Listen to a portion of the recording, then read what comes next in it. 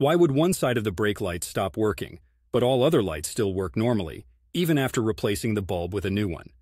If you've gone ahead and popped a new bulb into your brake light, good on you for taking the initiative. But if that hasn't fixed the problem, there's a range of potential suspects we should probably interrogate.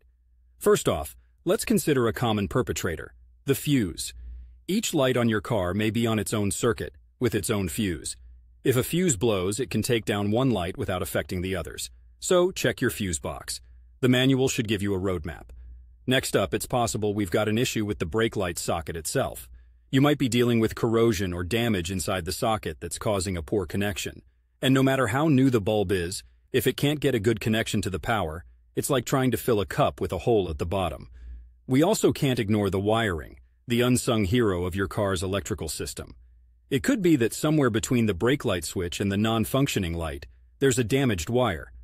This could have been caused by wear and tear, an eager rodent looking for a chew, or just bad luck. You might need a multimeter and the patience of a Zen master to track that issue down.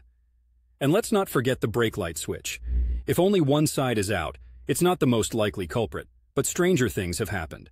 Cars, like people, can sometimes be predictably unpredictable. Lastly, there could be an issue with a grounding wire.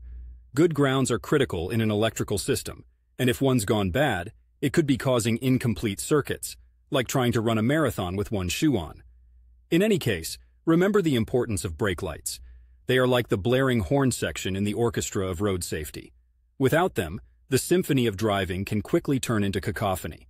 Keep yours in good working order, not just for yourself, but for the concert of commuters out there sharing the stage with you. Chase that problem down, get it fixed, and drive safe in our Portland rains. We've all got places to be, and honestly, it's better if we all get there without a fender bender along the way.